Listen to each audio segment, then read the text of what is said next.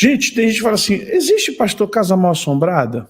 Eu digo, olha, casa mal assombrada, não sei se existe. Agora, existe casas atacadas.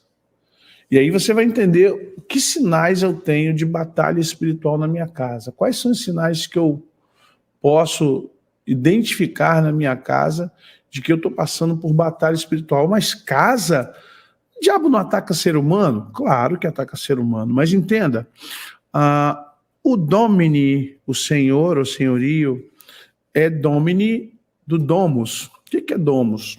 O domus é proteção, é casa, é o lugar onde você está. Então entenda que você, quando está morando numa casa, você impregna a sua casa, olha, qualquer ambiente, por exemplo, aqui onde nós construímos o estúdio, está impregnado agora a nossa energia, está impregnado na nossa energia psíquica, está impregnado aqui da nossa unção, está impregnado aqui de tudo que fazemos, falamos. Jesus diz assim, não vos enganeis a respeito de tudo que vocês falaram, fizeram e pensaram, vocês um dia darão contas a Deus. Vocês entendem? Porque isso está ecoando, isso ecoa na eternidade, isso ecoa no mundo espiritual. Então muita gente às vezes não considera que uma casa, ela é extensão da nossa vida, do nosso viver.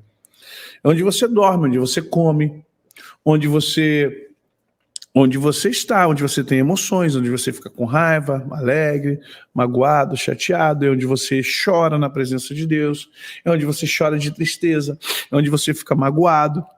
A maioria das coisas que nós fazemos é dentro de casa. Ok?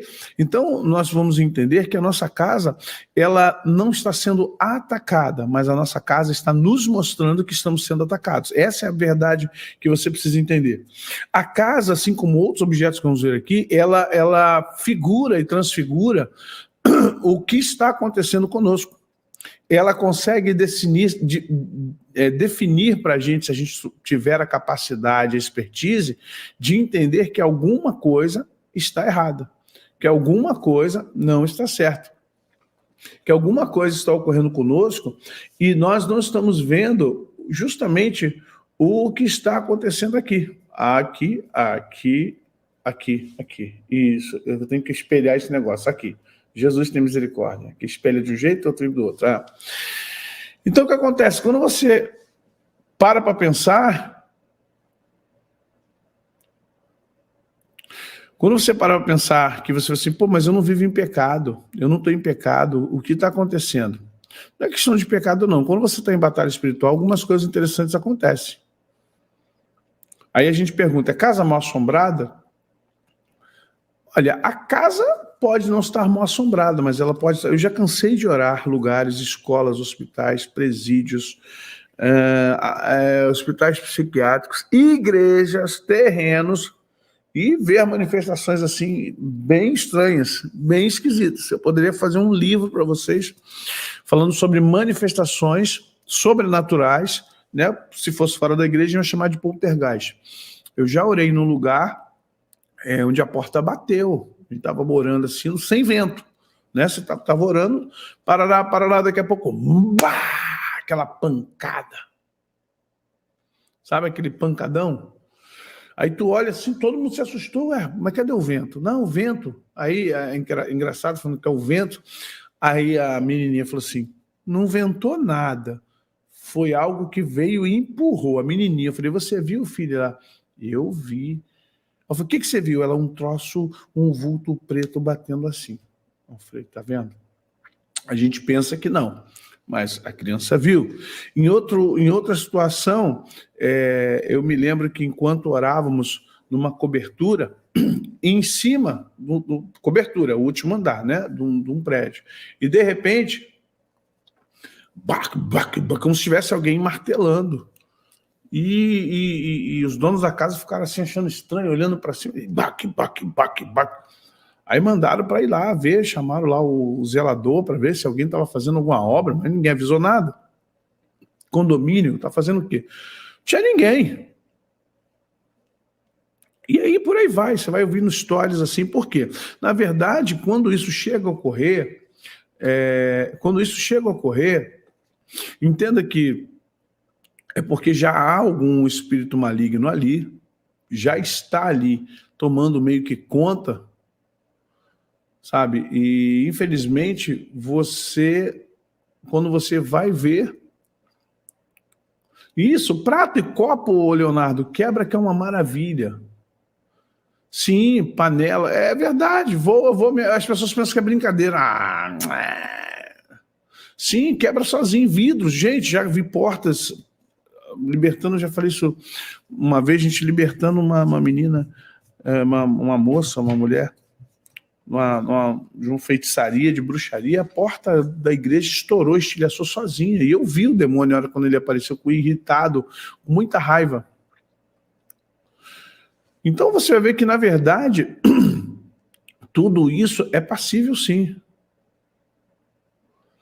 Sim, acontece muito. Isso aí. Isso mesmo. Gente, as pessoas pensam assim, ao final vamos orar, tá, Lupita? Pode deixar. E as pessoas pensam que isso é coincidência. Mas não é, gente. Muitas coisas ocorrem dentro de casas. E essas são perturbações espirituais e não casa mal assombrada. O termo correto são perturbações espirituais. Por que são perturbações espirituais? Porque, com certeza, é um processo perturbador, é um processo de distúrbio daquele lar. Mas entenda, a casa em si, ela tem a vida do dono. As casas... essa casa é mal assombrada. Não, essa casa pode estar sendo perturbada, essa casa pode estar sendo atacada. Mas não é a casa em si, o território em si. São as pessoas que vivem ali. E é claro que há casos que a pessoa fala assim, e pessoas que vão morar na casa nova. É verdade. Porque, na verdade, os demônios que estavam ali, eles continuam naquele território. Sempre lembrando o endemoniado de Gadareno. A legião pediu o que para Jesus? Nos mantém aqui. Nos deixe ir para aqueles porcos. Por quê? Mantendo eles nos porcos, possivelmente, com certeza, eles ficariam ali naquele lugar. Eles estariam ali se mantendo em Gadara. Então, muitos demônios...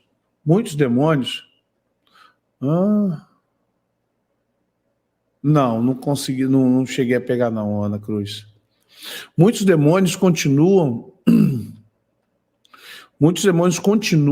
numa casa boa. O like, vou lembrar aqui o que a Ana Cristina está dizendo. Olha o like, gente. Boa, Ana. Olha o like. Deixe o seu like, assine as notificações, se inscrevam no canal. É importante para nós, tá bom? E o que ocorre conosco? Sim, há muitas coisas acontecendo sim, gente. Não é uma questão, é poltergeist. Não. Olha... Vamos entender que nós, muitas vezes, não é brecha não, irmão. A gente abre a porta mesmo para os capetas, para muitas coisas acontecerem na nossa vida. A gente acaba declinando da nossa vontade, do nosso querer de estar em Deus, e infelizmente deixamos que muitas coisas ocorram conosco, ocorram na nossa vida, na nossa casa.